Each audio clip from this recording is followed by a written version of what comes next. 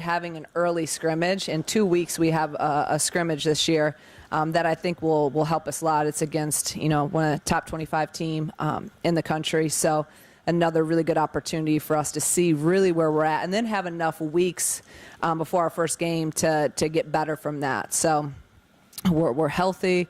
We're getting better every day, and just really excited to continue to grow and see what we can do this year. So with that, I'll open it up to you guys. First, can you tell us a little more about the newcomers and what do you expect with the lads for your team? Yeah, we have with the two freshmen, really impressed as freshmen. They're picking up on stuff.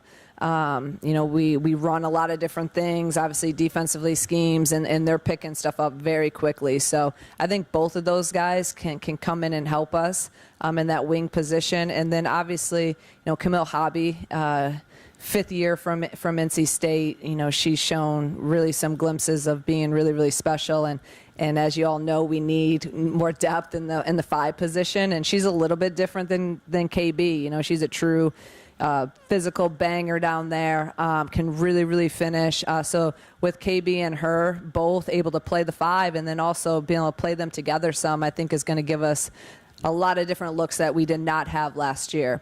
And then Shea Bolin is continuing to improve every single day, and she can really shoot the ball at 6'3", and another option at the 4 spot where we also needed depth. So you guys saw it last year in the NCAA tournament. We were banged up, and we just didn't have many options after that. So that's going to be the most exciting thing for me this year is that we actually have more bodies and we have more depth.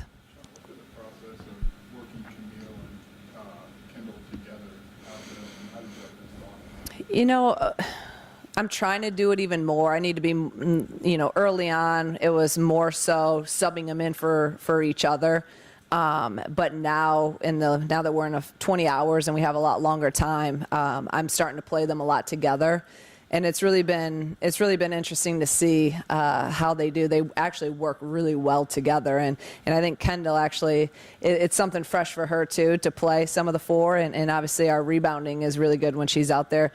Kendall's shooting the ball from 3 a lot better right now, and I told her she needs to continue that. So if she can consistently hit a 3, that's going to be, a game changer when she's at the 5 or when she's at the 4. So we're working more of it in, and now that we're in our 20 hours, we're going to be able to do that a lot more, give them a lot more reps together. Follow up on that. Does that mean the primary plan, though, is one or the other, and the option to play them both, or is that potentially a primary way to do it? Right now, again, who knows, how the season or how it unfolds. Right now, I would say, one, they won't start together is again, right now. Who knows, if I really like how it looks with them both out there, then we'll go with that. The nice thing is we have options. And as a coach, you want options. And we didn't have a lot of options last year. So, it'll be good too, because as we're doing research in our team, the guys that were playing a ton of minutes, a lot of those losses, they were at high minutes. And I think we're best when you get a little bit of a break. And when Makira, Jen, Adalia, Kendall, when they're fresh. And then you also saw, I think some of those high usage, ended up getting some nagging injuries come, the end of the season, which we want to try to avoid. So we'll see how it goes. Expectations, but now that you have expectations, how does the team handle that? How do you coach? Yeah, for the team, maybe for some of our guys, maybe it's new, but I'm used to that. At Dayton, everyone always thought we were going to win, and if we got second, they thought we were awful and it was the worst thing in the world. So, I love pressure. I love the expectation. That's what it should be. That's what we all want. Now, we have talked about it with our team, because some of these guys it isn't newer for, some of the transfers, they're used to it. But some of the people that were here, so we're just talking about it and we're being open with it. But like I always say, pressure really it's a privilege. And the only expectation that we've been talking about is the expectation, the standard we have for ourselves. So any one of you guys or anyone else can say what they think, but all the people in our circle and our team, we know what we do every day. And that's the only thing I'm concerned about is what we expect, what our standard is, and how are we going to handle that. So, everything else really doesn't matter. So we've been just talking about that. Specifically, just the summer experience for her with Team USA, what can that maybe do for her? And then just in the second year of the Big Ten, kind of having that period last year to kind of build into this year. Yeah, I think at any time the experience is just so critical, right? Like all of our kids have talked to me about, I feel so much more comfortable now. I understand the standards. I understand the system. I understand what you expect every day, right? So now they understand what the Big Ten's like. They've been through a whole season. So I think someone like a Makaira, she saw a little bit of everything last year in terms of how teams defended her. You saw, she really saw it all. And I think she's now gained even more experience in playing with USA basketball against, and with some of the best players in the country. I also think it gave her a really good appreciation for how we do stuff and in our system that really lets her flourish and play and thrive. But I mean, she's in a really good place right now mentally and I think confidence-wise. So I expect her to, just take off from last year and have an even better season than last year because now she knows what to expect. You got to remember last year for a lot of them, it was still their first time. It was their first time playing Ohio State. It was their first time playing, at Indiana, all those type of things, right? So that experience is just going to give them more confidence going into this year. When you go into the transfer portal and you look at Shea and Camille, what do you, when you're looking at fit versus a roster that has a bunch of experience coming back, how do you kind of balance those two things out? And what have you kind of seen from that, how they fit with what you have coming back? Well, it's nice when you only have to add a couple, right? It's not like we had 4 transfers coming in. So we were very, very, particular with what we wanted, and we knew what we needed. So, with the hobby, we had already recruited her. We knew her. We had kind of, followed her just because when you recruit someone, you kind of follow them. So we knew what she had and what we needed was a perfect fit. Now with Shea, we needed size, and she fits our versatility. And she was an elite high school player. Obviously, he's had some injuries the past couple of years, so it's going to take her, a little bit to kind of find her rhythm again. But they fit in seamlessly. And you also have to remember, I think Hobby's my first 5th-year transfer I've ever had. So it made me even think, we've had a ton of transfers through the years, but she was the first 5th year. She's also used to a system for 4 years and has a lot of habits and used to a certain culture. So I give her a lot of credit because we're a lot different than her former culture and just how we do stuff. And some of it's been, it's been really new for her. And some days it's like, no, this is how we do it. And so she's really adjusted quickly. And sometimes you forget that when it's a 5th year, that they have 4 years of somewhere else. And now you're trying to adapt quickly, build relationships quickly in order for her to be the best version of herself. How's the team? Last year's team had a lot of success, but how do you prevent your team last year's in the past and move forward this year? We talk about it. We're open about it, and then it kind of fits into what we talk about all the time. Like whether it's yesterday or last year, like none of that matters. We're only focused on today and what we can control. You can't worry about the future. You can't worry about the past. You got to focus in and lock in now. So really, my challenge to them since summer and even now, I just finished up my individual meetings with our whole team. I try to do them every few weeks. The challenge has been, okay, what did you do last year? And we got to do more. So let's look at it. Can you watch more film? Can you get in the gym and get more shots up? Can you get more individual work? There has to be something more, or you're just going to continue to get the same results. And our kids have really taken that. I see them in the gym nonstop. They're doing extra. So it's just really been, and the thing is, it's not like I could see if we won a national championship. We didn't. Yeah, we had some success and more success that this program's had in a long, long time. But we have a lot more goals. Our vision is a lot higher than even last year. So we just got to stay hungry. That's the biggest thing. You got to stay hungry. You have a rotation that may be closer to 9 compared to last year when it was maybe closer to 7. Is there things that you can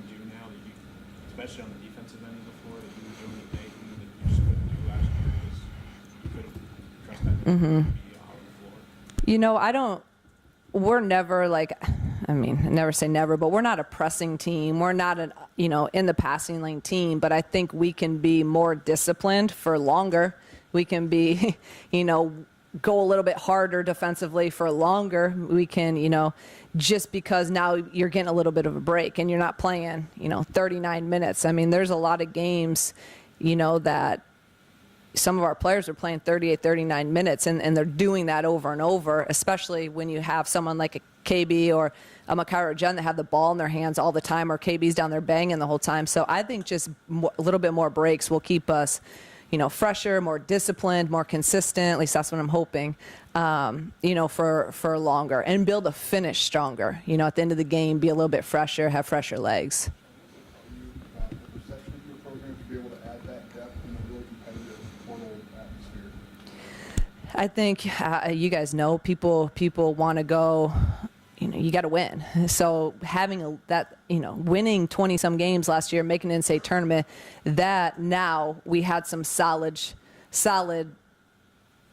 evidence to sell, right? Before we're like, well, we've won here, we've done this, we do this, we're going to do this, this is our vision. But now having some success, now people are like, okay.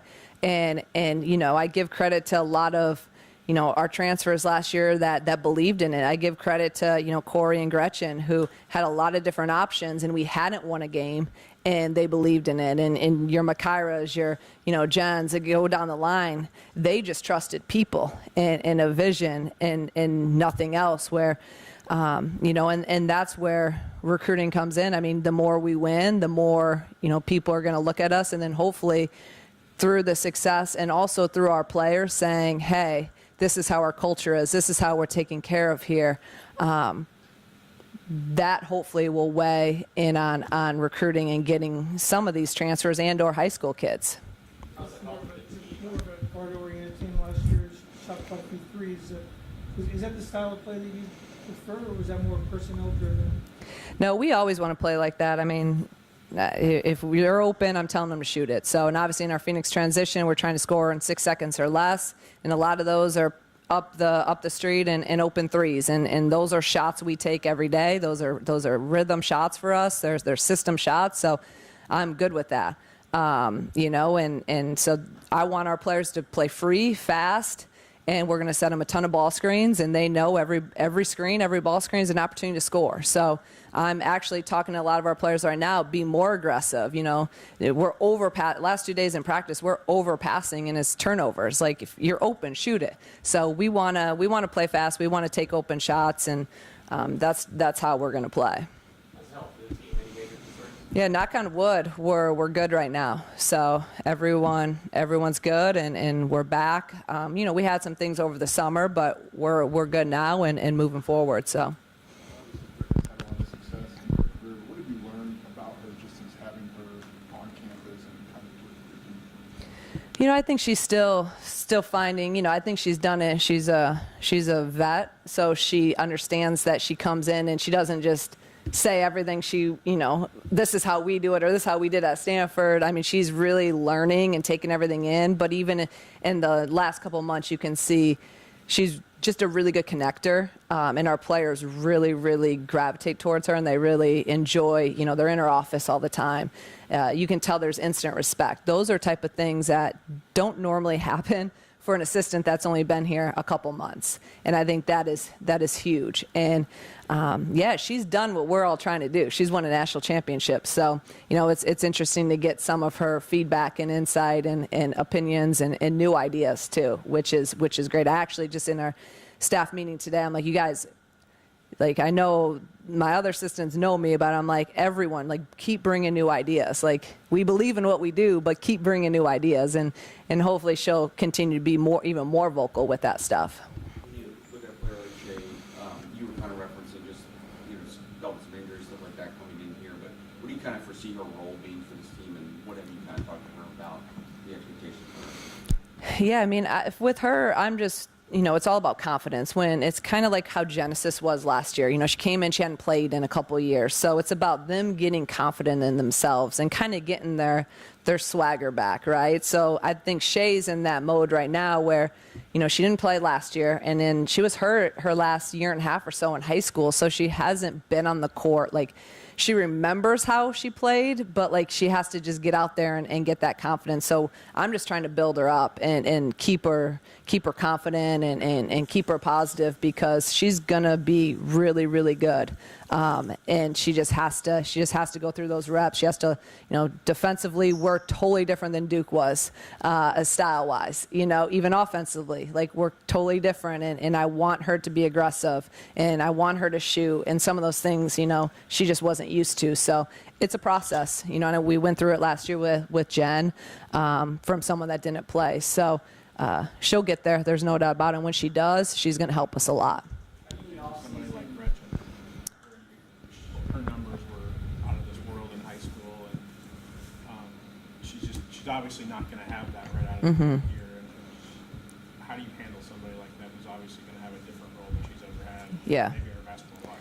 Well, I actually, I think she right now is thinking like a freshman and thinking she's going to have a different role, and that's good. But I want her to, I just met with her the other day, and I told her, I want you to remember you scored like 10 million points in high school. Like, I want you to have that mindset. Like, I don't want you to defer all the time. I don't want you, when you're on the floor playing, I don't want you to think you're a freshman. Like, you have to have the confidence that you had when you're in Buffalo, New York playing. So I'm trying to get her to not really think like a freshman, because I think she could really, really help us. And she could help us, this year. Like, that's my vision for her. So I told her that, and then it's funny just, telling her that next day in practice, she's shooting every time she's open, and she's a scorer. Like, don't try to be something that you're not. So, she'll go through normal freshman stuff, but she's progressed really well. Like, I'm really excited about where she's at and how she could help us this year. In the offseason, the NCAA added rules, added 2 more assistant coaches to your staff, and Emily and Jenna. How has that kind of been beneficial for you guys? It's been huge, in so many ways. Obviously now they can be on the phone, they can be recruiting, and they both, obviously Jenna's played for me for 6 years. Em's been with us now for a couple years. So now they're on the court and they're actually able to share their knowledge. You have them sitting there, and I mean, we follow rules, so they just didn't do anything last year besides what they were supposed to do. And now they're out there working on the floor. They have their own position group. And again, to have them share their knowledge, and they are a little bit closer to their playing days, I think our kids really look to them and respect that. And especially, Em played at a high level, and with Jenna knowing our system so well, I'll look to her and I'm like, Jenna, and she'll remember what we did 7 years ago, and I forget what I did yesterday. So she's really helped me, because she knows exactly what we're doing and can really explain it to our players, from a player's perspective. So it's been a huge, huge advantage for us. One more question. No more questions? I'll jump in. So the NCAA tournament last year saw all-time numbers for viewership for women's basketball, the sport. What are your kind of hopes for this year, not only for Illinois, but continued growth of college basketball? No, I think it's just going to continue to go up. I think, look even in our league, look at some of the numbers. I mean, Iowa already has every home game sold out. I mean, they're playing a game at Kinnick, and it's Indiana had multiple games. Purdue had a sellout. You go down the list, and the numbers, especially in our league, are just outrageous. So, our numbers here, they're not what we want, but they're, a heck of a lot better than what they were, I guess, from what I hear, the previous years. So, it's all about, let's keep this, let's work on getting more people in State Farm Center, which I'm not satisfied or content with that. I want to keep trying to grow it. But then it's also, I want the numbers from everywhere else to continue to go up. It's great for our game. And you saw last year in the finals, everyone's talking about, the game and the players. I mean, that's what this sport deserves. That's what, I hope it just continues to grow and grow. So I'm excited about that, and I think we're in a good place here, but we got to keep growing it here as well. Thank you.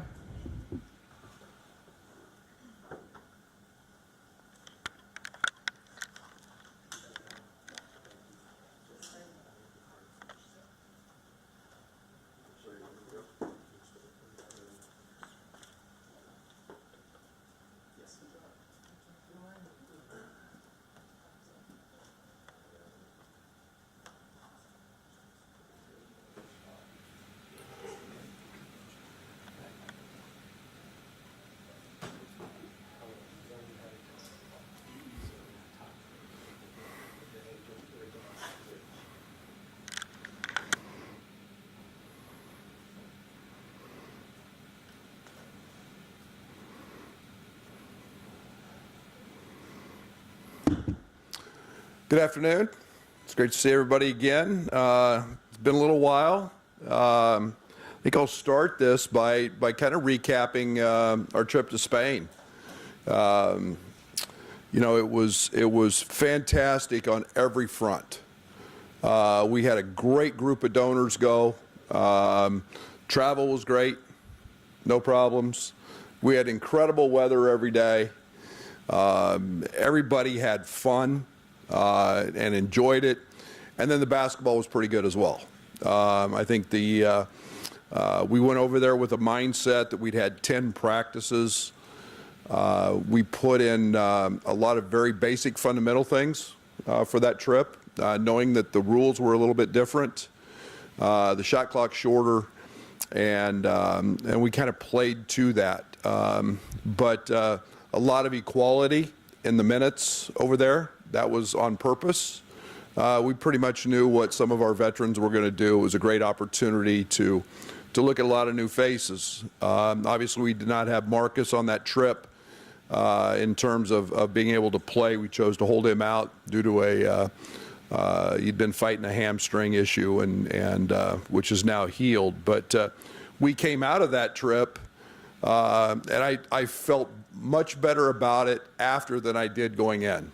And really kind of surprised myself. Usually you see a bunch of holes and you see some things that, gosh, we don't have this or we don't do this, and I didn't have that feeling. I've told our team this, and we have backed off what we've done this fall.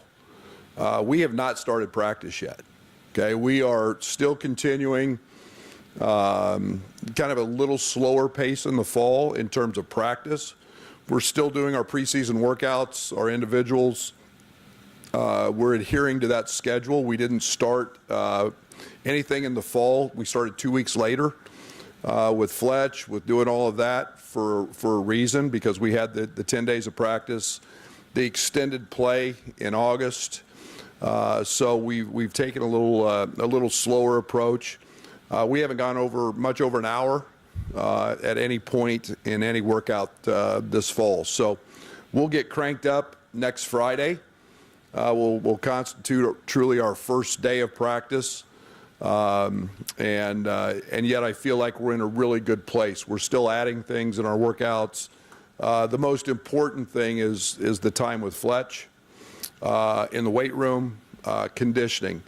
It has been, without question, and I think if Fletch was here, he would tell you this has been the best year we've ever had in terms of that. Here's why I say that. This is an ultra competitive group. And little things, mile times, we all have, it's part of our conditioning test that Fletch does. Usually most people just try to get through that, and there's a lot of complaining about, well, we're not a track team or this or that. This year they're all trying to shatter records. And it's been a very, very mature, competitive. Justin Harmon actually broke our mile record, which was Jacob Grandison's and Trent Frazier's. So he actually broke that record. Justin is a tough sucker. So if you can imagine getting on a treadmill and setting it at about 12.8 on the treadmill and running a mile at that, that's what it took to break that record. So, but I feel like we're in better shape. I think if you look at our bodies of our guys, you'll see that we're obviously older, we're more mature, we're much more physical than we've been. That excites me. That was very evident in Spain, our physicality. And then I came away in Spain loving our depth. Now, depth always has a way to play itself out a little bit. We'll see how that works. But we actually have tremendous experience coming off the bench, starting whatever it is, 1 through 10, 1 through 11. You know, we've got 2 freshmen that I've been excited about. Both played great. We actually have 3 freshmen. All 3 of them played great in Spain. Nico Moretti, I forget it's a freshman because he joined us last year. Draven and Amani, all of them had great moments on the Spain trip and are doing terrific. So I feel really, really good about those guys as well. So obviously some new faces, grad transfers. I mentioned Justin, Marcus, a huge scorer, an all-league player, a league MVP at Southern, and then Quincy, a guy that's done it at Syracuse. He's done it at Oregon. Very, very versatile, and so you put those guys with our vets, and you can see why I'm pretty excited about the depth perspective, and along with that depth comes tremendous versatility. So, we've got what I think will be the toughest schedule we've ever had. Last year was kind of a strange year. I think we ended up with one quad one game at home, and a game we lost. Kind of how quirky the schedule was and how things kind of fell in league. But depending on this year, I mean, we could have as many as 20. And, 20 quad one games. And I think the league's that good. Just the way they fell with our twos and who we play twice and who we play singles and where could be an unbelievable year. And obviously our non-league schedule is going to be very difficult and very, very challenging and very beneficial. And so we're always going to continue to play what we hope is the best schedule in the country every year. I think there's great benefit in that, and we're excited about some of those games and opportunities. So with that, I'll open it up and fire away.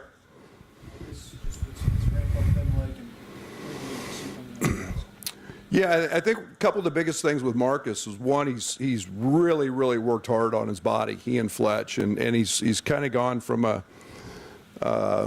power forward / center body to a much, much leaner. I think he was 218 or 219 the other day. Just in changing his body, he's become more mobile. He's sneaky, bouncy in terms of his ability to jump, but his stamina, his conditioning. He's a guy that will be a usage guy for us.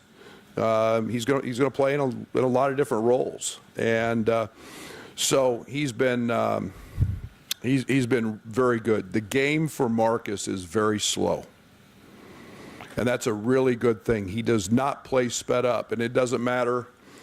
You can go put Sincere on him, or you can put Ty on him, or you can put Coleman on him, and he just plays the same way. It doesn't matter the athleticism. He's got a very, very mature way about him, and that experience helps. So he'll be a usage guy for us. There's no doubt.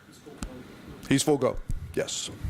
I mean, is there a connection between that depth you talked about and maybe how competitive things have been since everyone got to campus? I hope so. I think I've got to give our staff a ton of credit, because one of the changes we made this year, and I think it's very common in today's basketball society.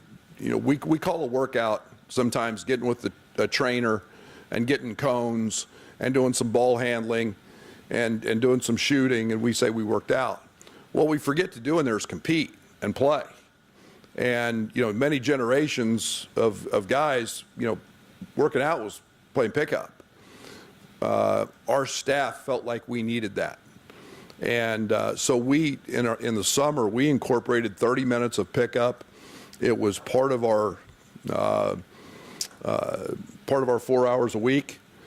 We built that in on purpose, and we had coaches on the floor coaching. We mixed it up. Sometimes we played to time. Sometimes we played to score.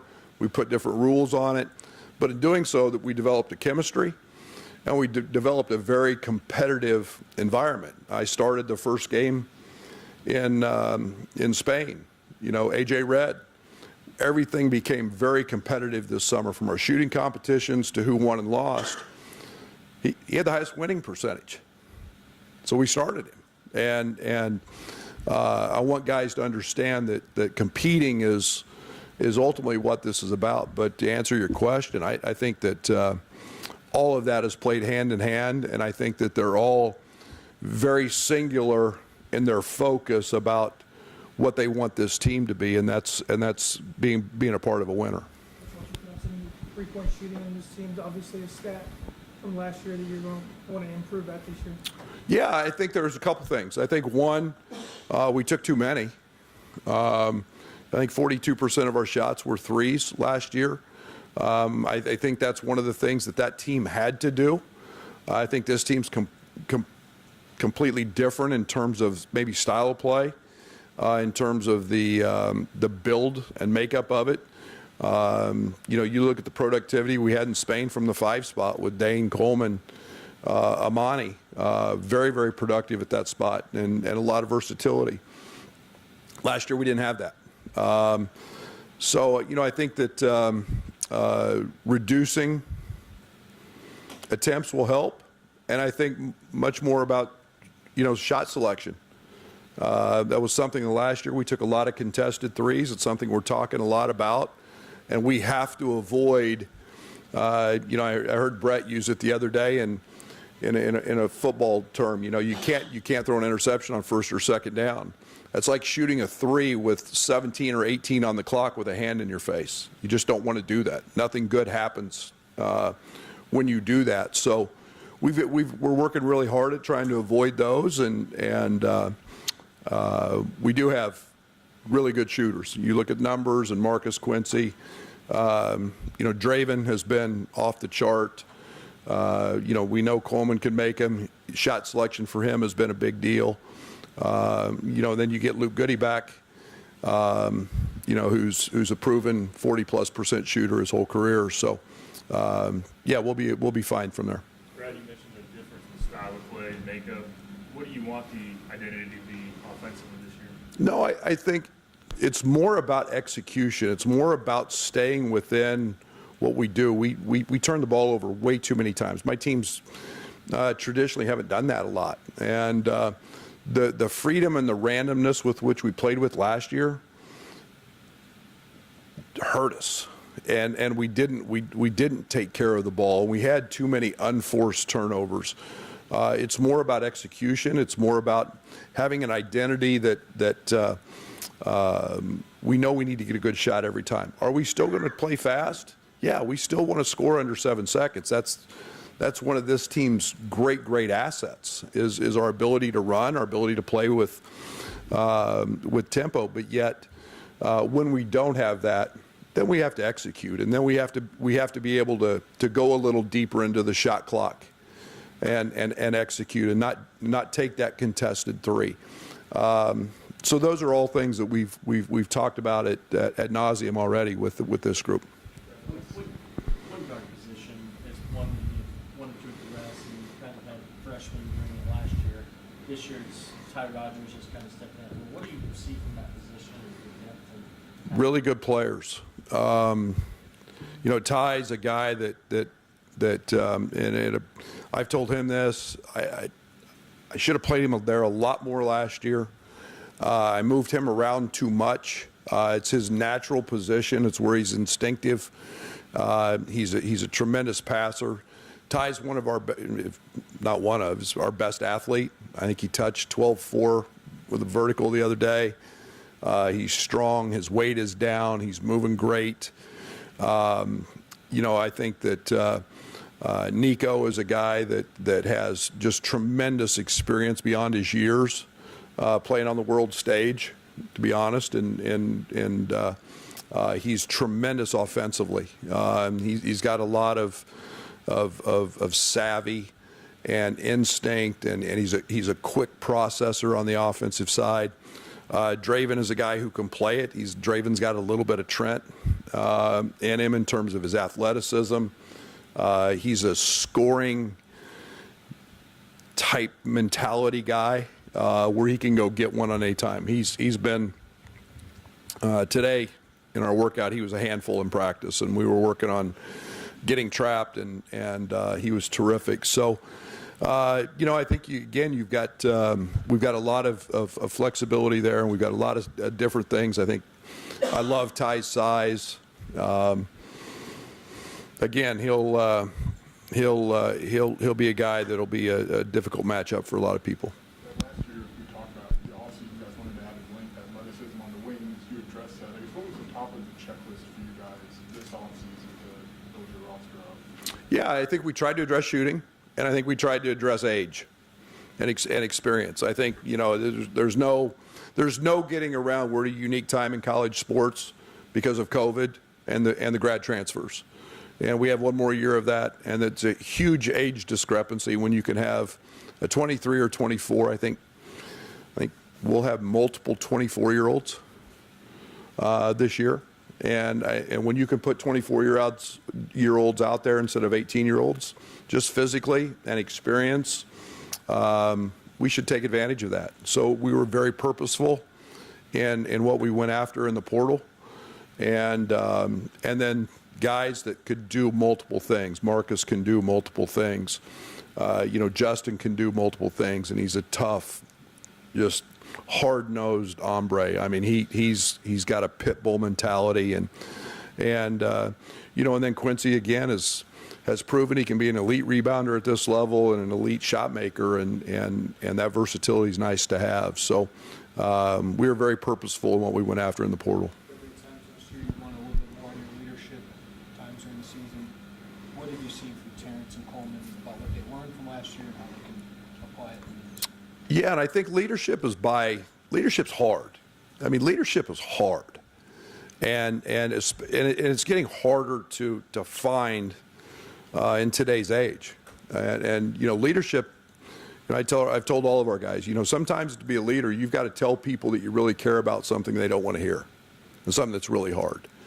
And we're in a world today where they're on social media and they see all the positive hits. They get the dopamine hit that feels good. They like that. They want to be liked. Leadership's hard. And this team has some natural leaders. I think we're still trying to identify who all those leaders are. Terrence, yes, he's been back. He's had success. He's a first-team All-League guy. Coleman, in the fact that he's a 4-year player with us, has tremendous experience. We had a meeting yesterday where we didn't set rules with this team. We set standards. And there's a big difference. Rules, rules you have to abide by. Standards you live by. And every single person on our team stood up. Every single one of them stood up and gave what they thought was important to them for our team to be successful. And I was blown away by that. And we have multiple guys who can lead. I don't think it's going to be one. I think we're still trying to find out the hierarchy of what our leadership is and will be. Quincy Guerrier was the first one to jump up yesterday. The first one. And not bashful, he's mature, and so I think there's a lot of things out there, but that's one thing I'm not worried about at this point in time. I am not worried about our leadership. I feel really, really good about where that locker room is at. It seems like this roster, you have the ability to go big or go small. Those rotations and those lineups, is that something you want to try to figure out early on, or just let it play out and see what gels? Both. We've been very. We worked on that a lot in Spain. We looked at different lineups, and you throw a Ty, a TJ, a Marcus, a Coleman, or a Quincy, whatever it is, and all of a sudden we're positionally very, very big, and we may not have that 7-foot Kofi-like guy. But positionally, we've got tremendous size, and then Quincy's 235 pounds. We can play small ball 5 with him, and do some different things with some different lineups. So we're pretty intentional right now, Doug, in terms of how what we think we've got. But ultimately, we'll have to see what all of that looks like. How do you feel like, based off your answer, taking maybe something off of Ty's plate, making him not a jack of all trades, master of none, and making him more of an expertise in something is going to help him? Yeah, you imagine as a freshman. I mean, most freshmen have very hard years. Okay, everything is new. I don't care who you are and how good you are. It's a hard year. It's a year of adjustment, and here was his ball coach giving him a lot, and one of the things that Ty does at an elite level is rebound. And we wanted that. We needed that last year. So I'm thinking, okay, we got to play him at the power forward. And, and then, here's his playmaking, and he enables. He's a great guy to enable, makes the next pass. He makes guys better. So I was stuck in between, and I know I needed him on the court. And what happened is he lost confidence. And that was my fault.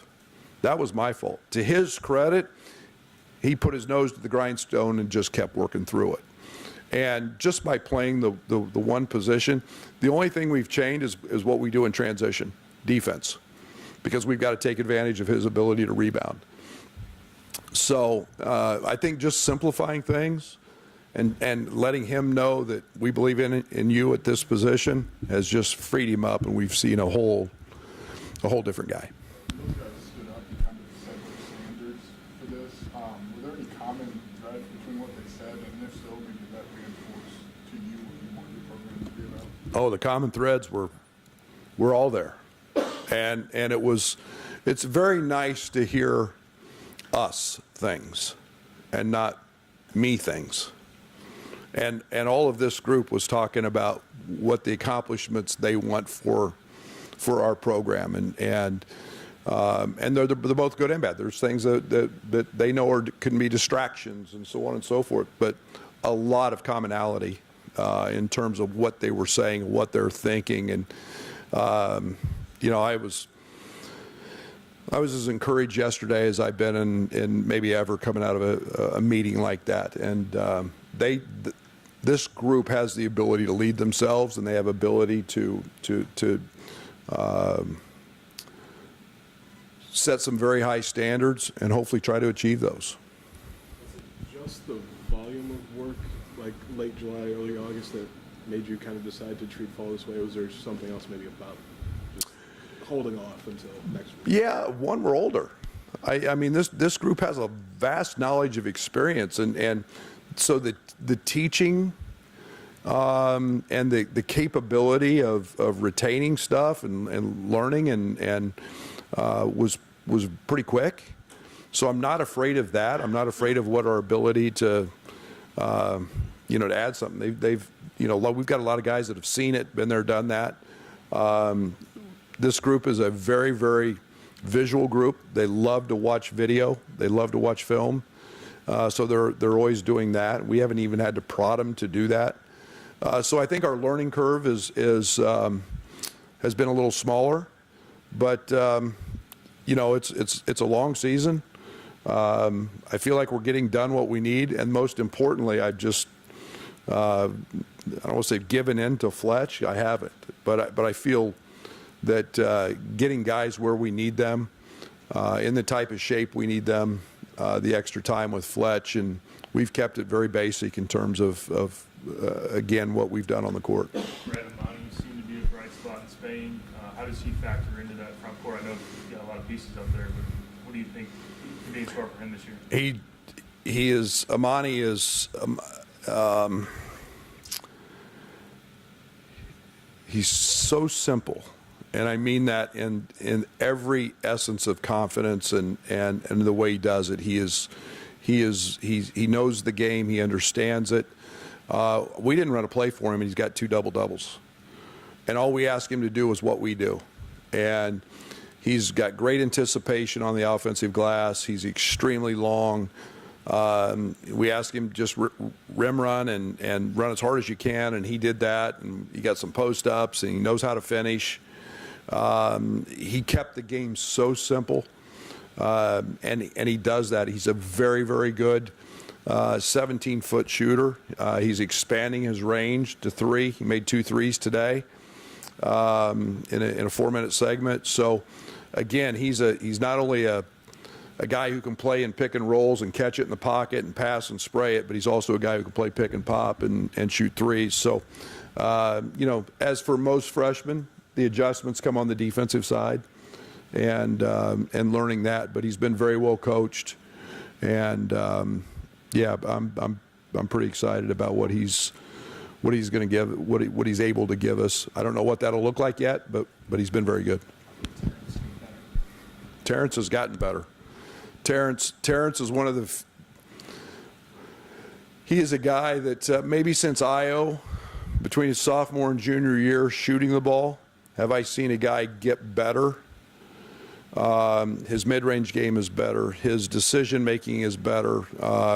We've got him jumping, playing off 2 feet much more than he did last year. I mean, Terrence's numbers off 1 foot, and he's an elite finisher.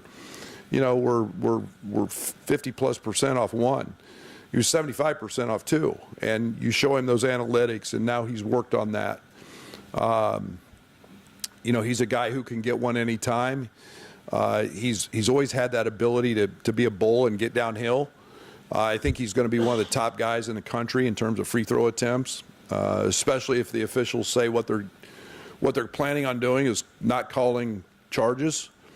Those will be blocks. He's a guy who can get to the line a lot, but he's really become successful at his mid-range. And you start scoring at all 3 levels like that.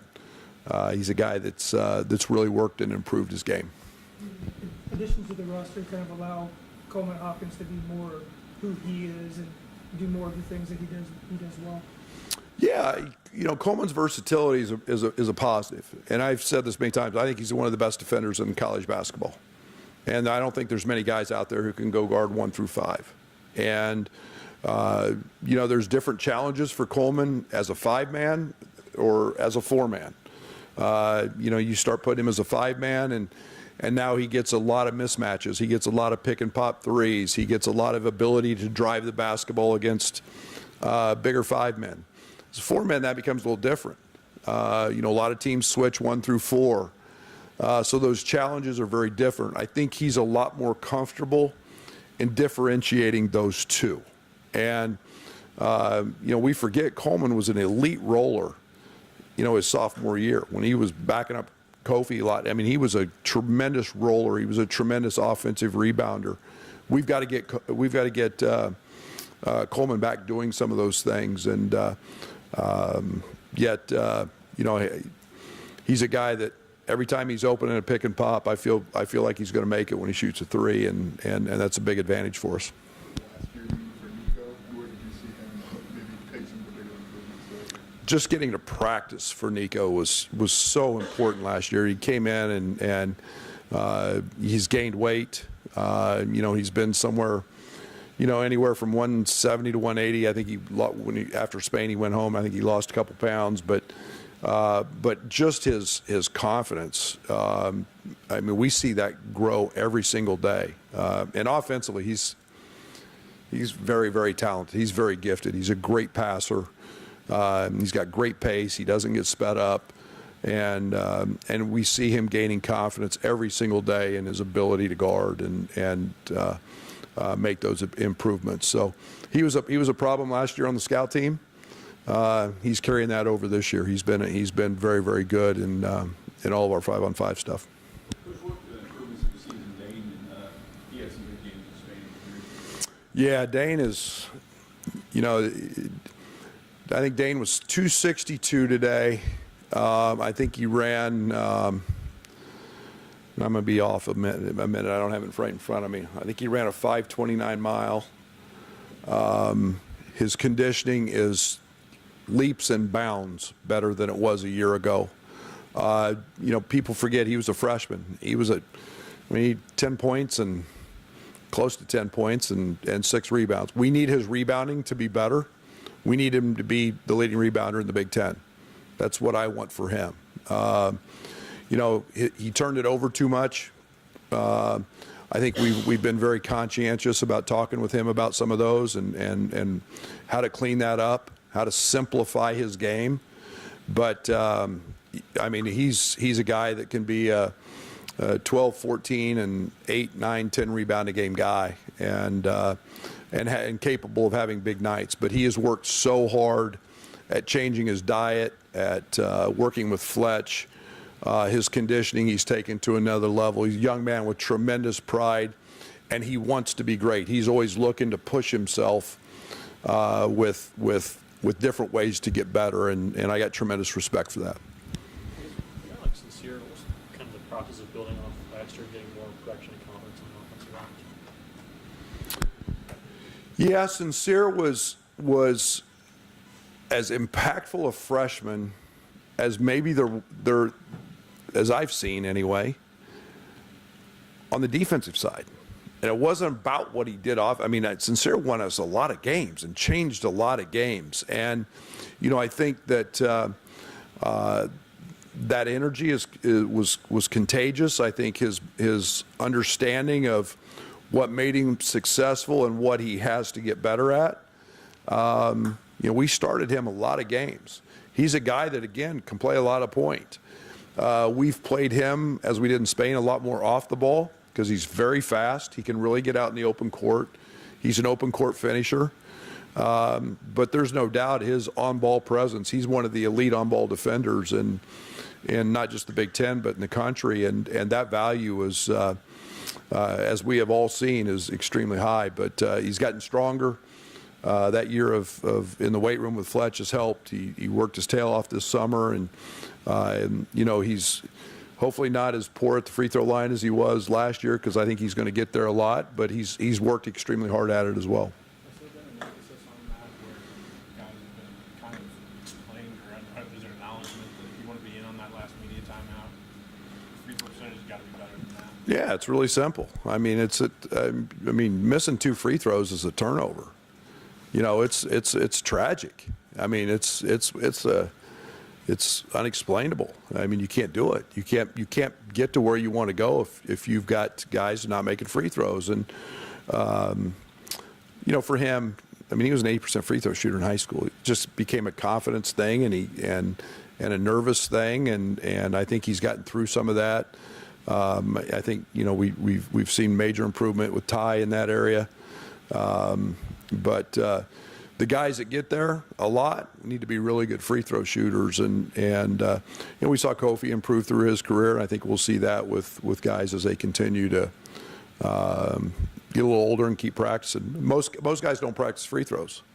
They don't. I mean, we did a drill the other day. We just put 15 minutes on the clock and shoot 5 at every basket and move for 15 minutes, and they're in awe of how many they can make.